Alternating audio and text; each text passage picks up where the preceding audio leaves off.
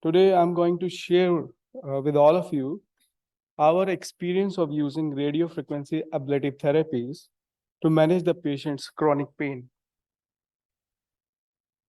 Well,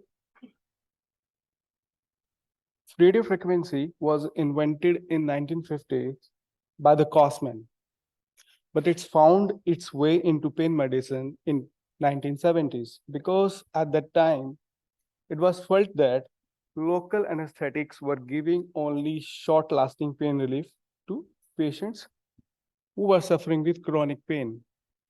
And it was observed that using the radiofrequency ablation to the neural tissue, that was giving long-lasting pain relief to the patients.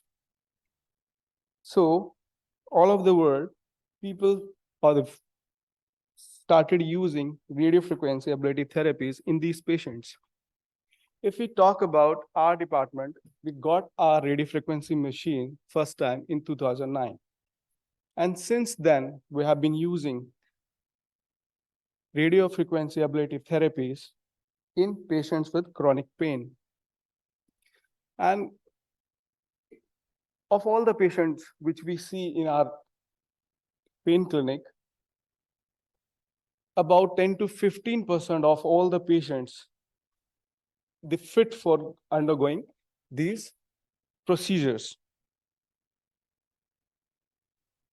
In the last span of 14 to 15 years, we have done more than 1,000 radiofrequency interventions. And for the last 6 to 7 years, we have been regularly following up the patients and documenting their outcomes regarding efficacy of these procedures. During our experience, the invasiveness of radiofrequency interventions, it ranged from a least invasive procedure like knee genicular nerve radiofrequency ablation, because genicular nerves are very superficial and they are easy to locate. And on the other hand, is a procedure like cervical cordotomy, which requires placement of radiofrequency needle into anterolateral spinothalamic tract. I still remember this patient. She was a diagnosed case of C lung with vertebral metastasis. And because of vertebral metastasis, she was having severe pain in her right lower limb. And after cervical cordotomy, we were able to provide good pain relief to this patient. Radiofrequency ablation is application of high frequency alternating current to the human tissue to produce thermocoagulation. And when it is applied to neural tissue, it inhibits nociceptive information going to the brain, hence giving pain relief to the patient. A radiofrequency machine has few necessary components.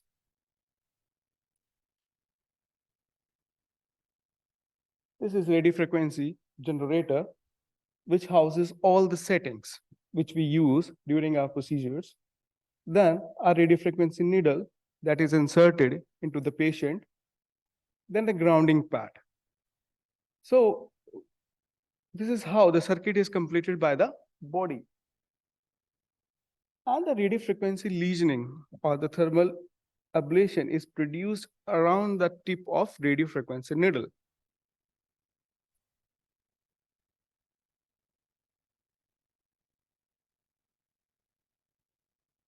Now, when the electric current is high frequency or electric current is applied to the body tissues or the neural tissue, there is frictional oscillation of ions.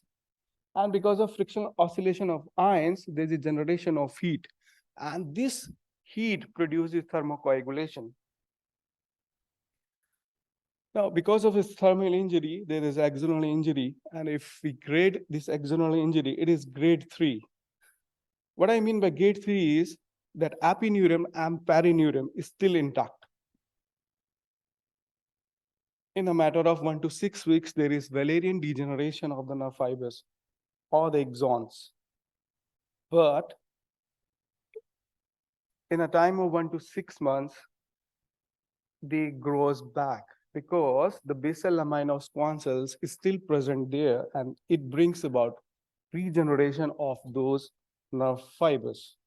So sometimes when these nerve fibers regrow back, there is return of patient's pain, sometimes at the same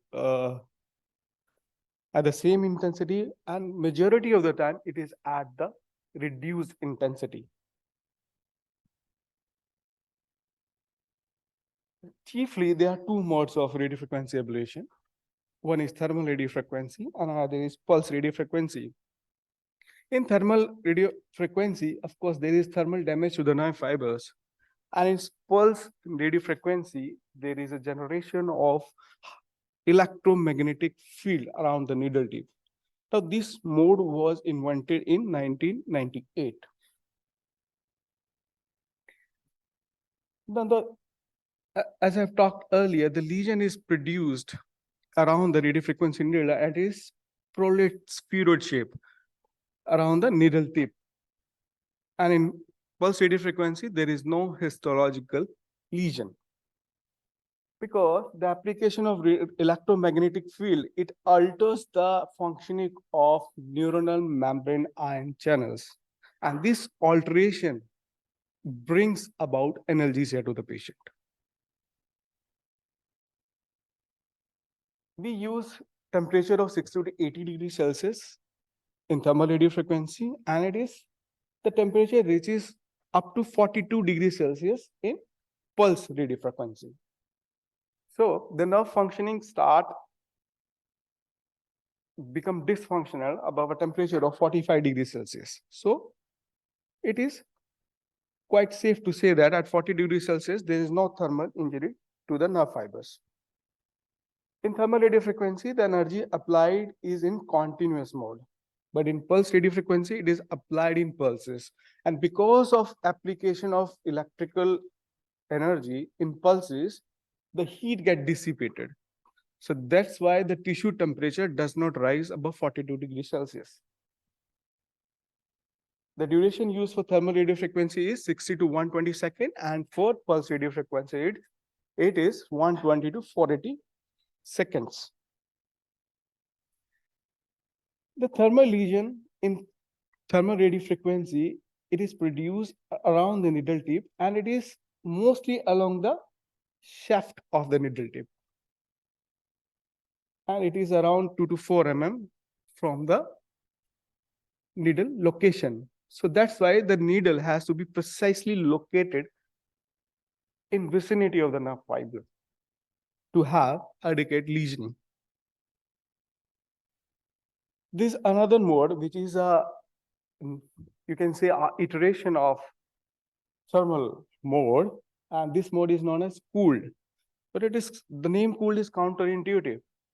In reality, the thermal lesion size is larger in cooled radiofrequency. In cooled radiofrequency, there is a separate channel inside the needle in which water circulates. And this water takes away the heat from the tissue. So that's why the lesion size is bigger in cooled radiofrequency. Here you can compare the lesion sizes. This is the lesion size of cooled radiofrequency, and this is the lesion size of thermal radiofrequency. So the lesion size is here much larger. Because when the water takes away heat, the tissue charring is not there. So the electric current, it passes at a far away distance in the tissue. Now, in our department, in our OPD, we see a lot of patients of chronic pain, and we get patients directly and also a referral from almost every department of the hospital. We get chiefly referral from neurosurgery, neurology, gastrosurgery, gastroenterology, immunology, hematology, urology, to name a few. And they refer our patient for the management of patients of chronic pain. We have used radiofrequency ablation in conditions of joint pain, in which we cover knee osteoarthritis, frozen shoulder, and hip osteoarthritis.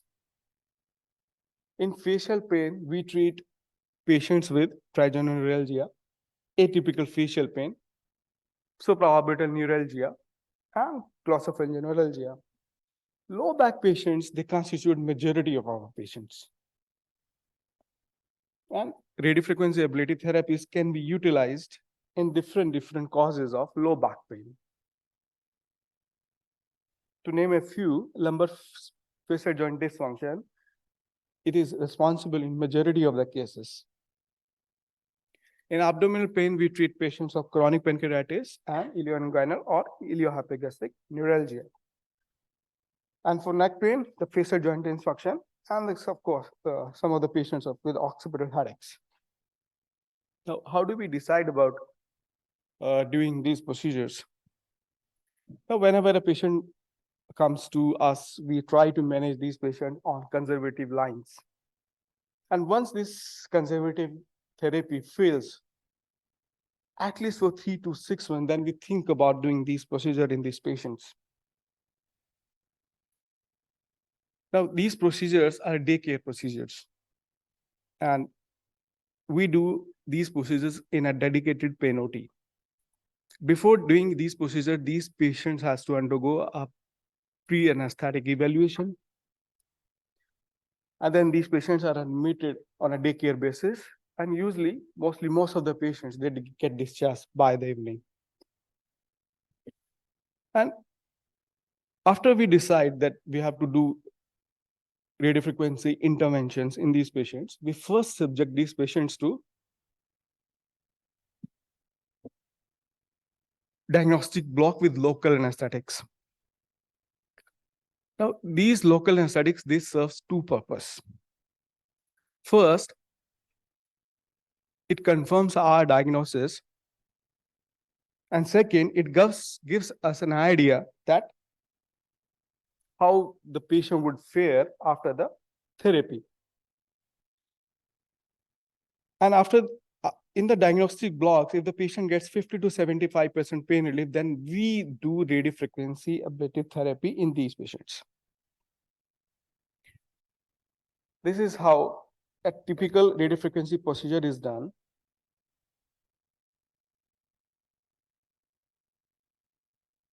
First, we locate our target under the fluoroscopic guidance or ultrasound guidance.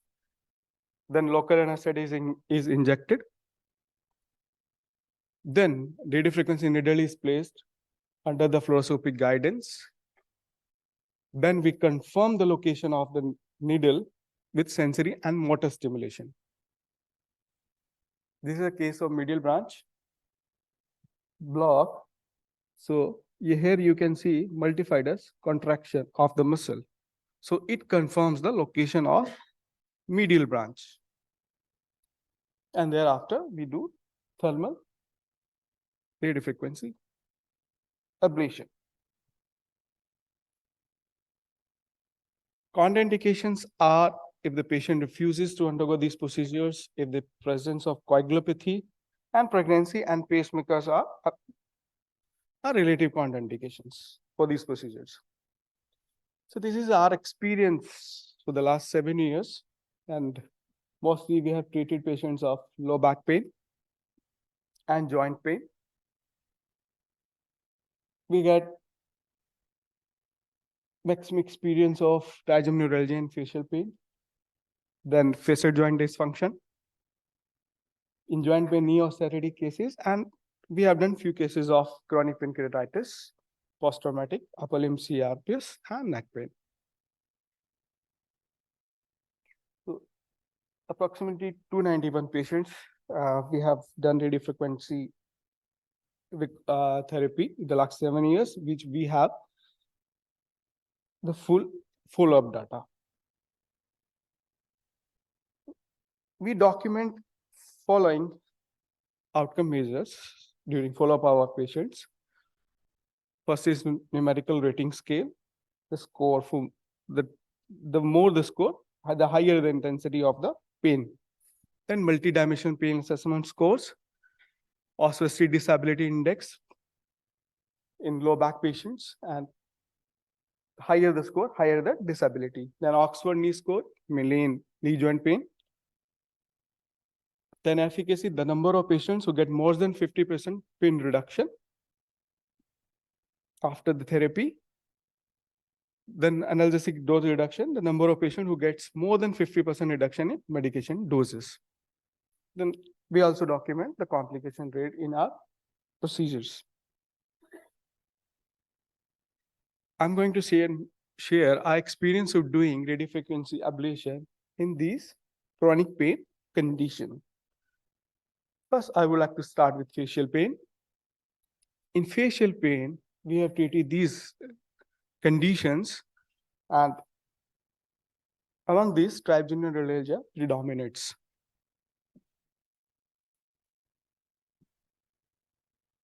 We have done 40 cases of trigeminal neuralgia, followed by supraorbital neuralgia.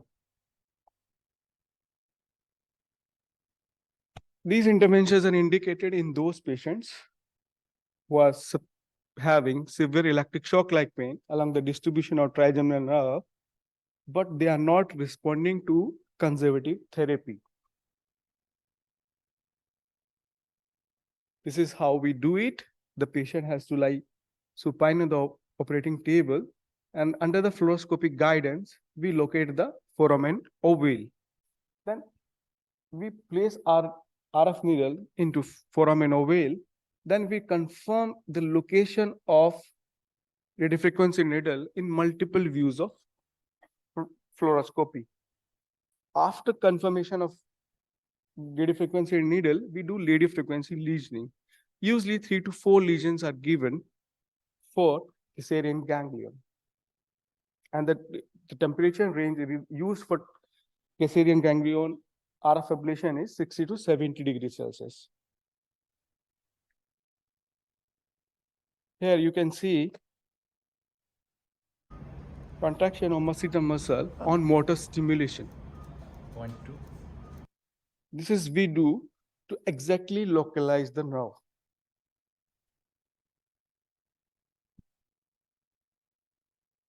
We have observed a significant reduction in pain post-procedure, right from 1 week after the procedure to up to 12 months. We followed our patients up to 12 months, and we have also observed a dose reduction in the gamma-visipine of the patients. However, we noted few short-lasting side effects of these procedures. But none of the patients at 12 months were having any adverse effect or complications. This is our work compared to the literature. You can see that our work, our results are quite comparable with the literature.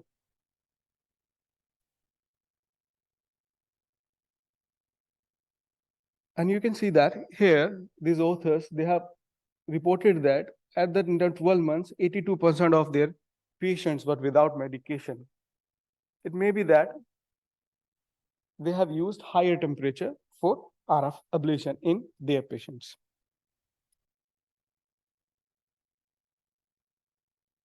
The next entity is atypical facial pain. The facial pain, which is dull aching, poorly localized by following any dental or surgical procedures.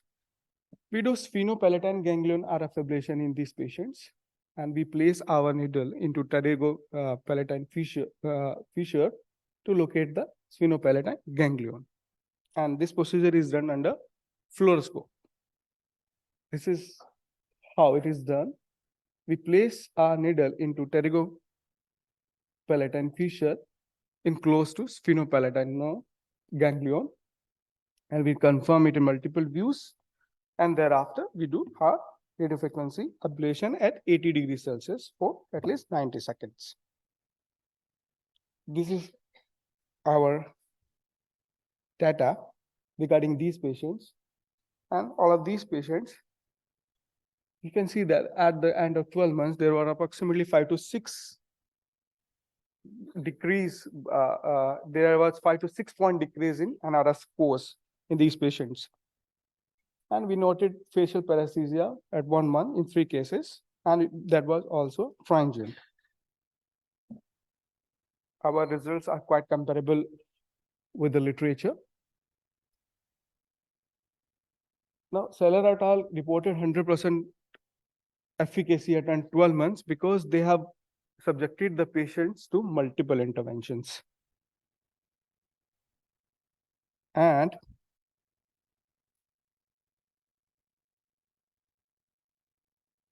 another entity is supraorbital and supratrochlear neuralgia, the patients who are having sharp electric shock-like pain in the frontal head. So we target supraorbital and supratrochlear nerve in these patients who are not adequately managed with conservative therapy. This is the placement of radiofrequency needle. This procedure we do under ultrasound guidance. Here we utilize pulse radiofrequency mode.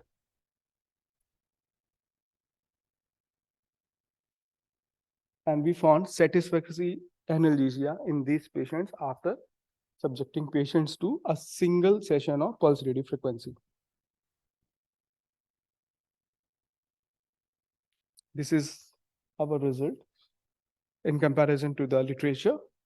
Now, these authors, they have higher efficacy, slightly higher efficacy, at the expense of higher incidence of facial numbness because they have utilized thermal radiofrequency coagulation as compared to our results, in which we have used pulse radiofrequency. Another entity is glossopharyngeal neuralgia, the patients who are having severe pain in the back of the throat or tongue or the ear. And here we locate the glossopharyngeal nerve under ultrasound guidance and then do pulse radiofrequency lesioning in these patients. Here, the glossopharyngeal nerve is located with the help of styloid process under ultrasound guidance. And after this, we do PRF lesioning in these patients. Our experience is limited in this entity. We have done only 3 cases, but only in all the 3 cases, we have found significant relief in pain. And we were able to dose the analgesia also. And there was a transient side effect. Our results are quite comparable, although our experience is limited. Then another chronic pain condition we treat is joint pain. Chiefly, we use it for knee osteoarthritis and adhesive patients of adhesive capsulitis. We have done 60 cases in knee osteoarthritis and 30 cases of adhesive capsulitis.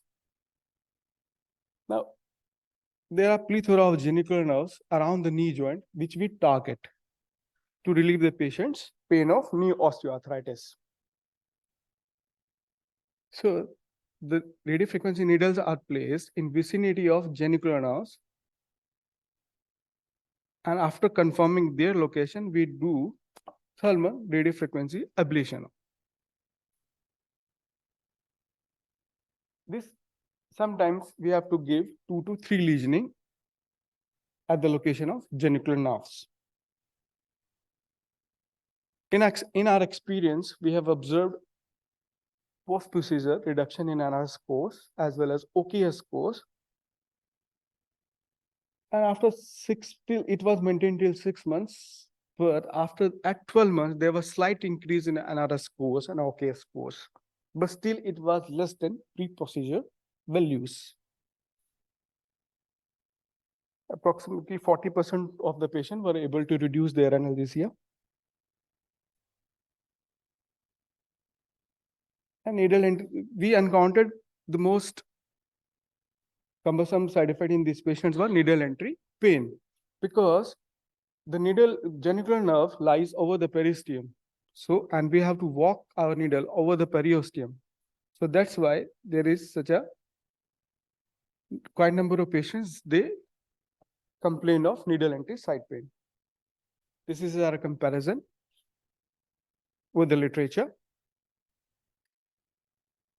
Now, these authors, they have reported higher efficacy in their procedures because they have defined their higher efficacy by reduction in 2-point in NRS scale. But we have defined our efficacy as more than 50% pain relief.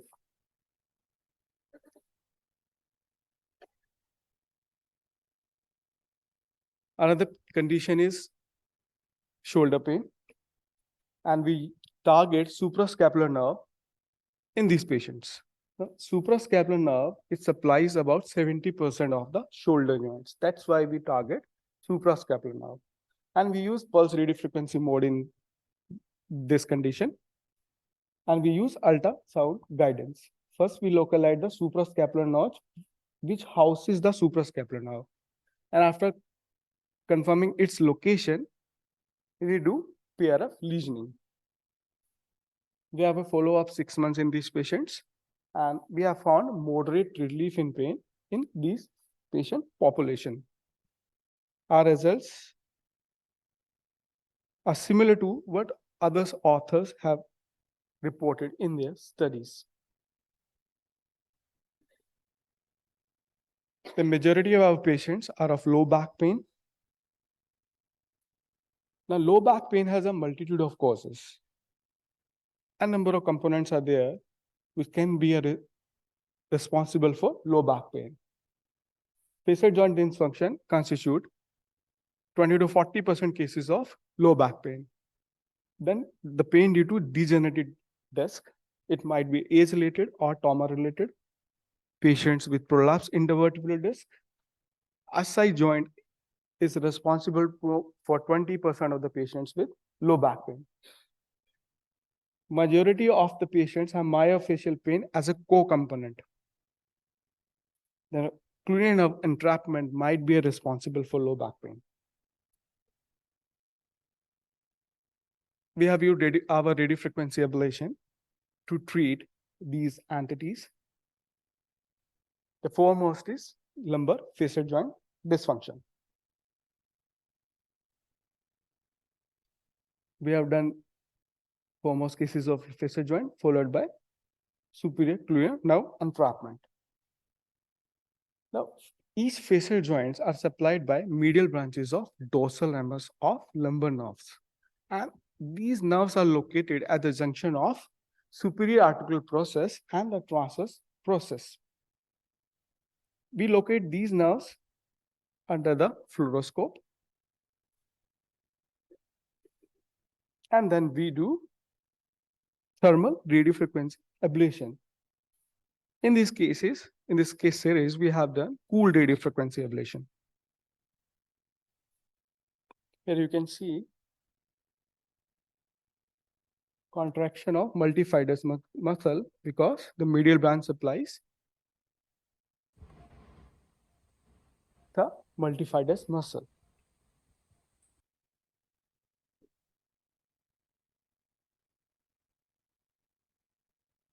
Right after doing the procedure, the patient, they reported adequate pain relief, and this pain relief was maintained for 12 months. The trend for ODI score also followed the trend of NRS scores. We reported increased back pain in 10 patients because cooled radiofrequency needles are of large gauge, 70s gauge. So they produces more needle entry site pain. Both of these works are by Cornick et al. And our results are better because at 6 months, and it is quite comparable at 12 months. The other entity is superior cranial nerve entrapment. Now, these superior cranial nerves, they get entrapped in thoracolumbar fascia above the iliac crest. So we target these nerves above the iliac crest. We locate these nerves and then we do thermal radiofrequency ablation. In these patients, we observed a drop in 5 point in NRS scores at the end of 6 months. And also there was significant reduction in ODI scores. And we did not observe any adverse effect in these patients. We also, our results are quite comparable with other authors reported in the literature.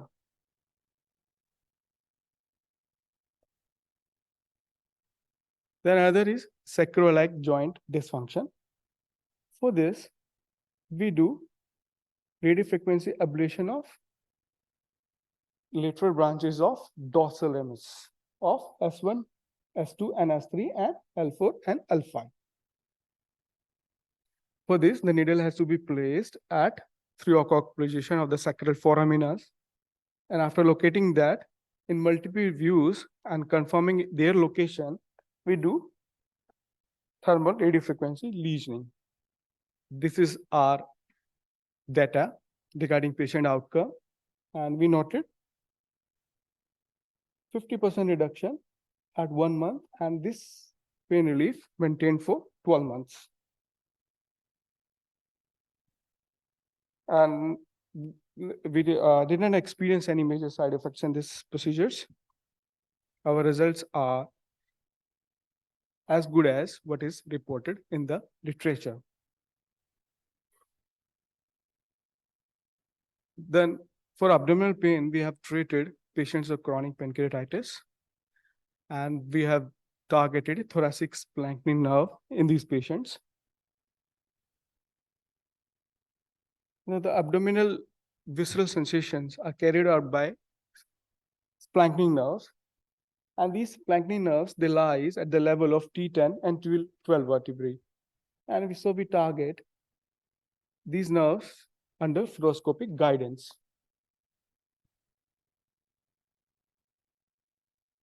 And in our experience, the patients of our therapy, they reported adequate and satisfactory analgesia after this procedure. We have experienced a case of intercostal neuralgia in one of our patients, and later on it was found that it was because of a faulty radiofrequency needle. There was break in the Teflon covering of the needle, and because of that, patient had intercostal neuralgia. We published this as a case report in a high impact pain medicine journal. Our results are as good as what is reported in the literature.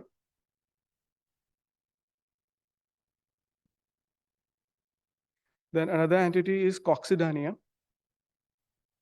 The coccydynia patients, they get pain whenever this sits on a hard surface. For this, we target ganglion impar, and ganglion impar lies in front of the coccyx. We go to the sacrococcygeal space and then do our radiofrequency ablation under fluoroscopic guidance. This is our outcome, and we were able to give adequate analgesia, adequate pain relief to these patients. Then another is transdiscal biopuplasty, which we have done for patients of degenerative disc disease. The patients who have pain because of degeneration of disc. For this, the two cooled radiofrequency needle, they have to be placed in the posterolateral aspect of the intervertebral disc. And after that, the bipolar lesion is created inside the disc. It is done by cooled radiofrequency method. We have a very limited experience of this, and we did not have quite satisfactory result with this entity. One patient had a follow-up, we have follow-up of only 3 months, another patient up to 12 months. Then we got a lot of patients of CRPS in our pain clinic. This is a case of post-traumatic upper limb CRPS. As you can see, this hand is having CRPS symptoms. For this, we have done T2, T3 sympathetic ganglion, RF ablation. And this is the location of T2 and T3 sympathetic ganglion. And we place our needle under fluoroscopic guidance. Then we do RF ablation at 80 degrees Celsius for 60 to 90 seconds. We have observed at least 50% pain relief at the end of 6 months, and 90% of the patients were able to reduce their analgesic dose. So, in a nutshell, radiofrequency ablation as a viable option in those patients who failed conservative therapy at least 3 to 6 months, because we have observed these procedures have a propensity to give reduction in the analgesia uses along with reduction in their pain. It's a minimally invasive day care procedure as compared to surgical options, and they provide excellent to good pain relief with minimal side effects, and they are repeatable. If the patients gets their pain back after some time, they can be repeated.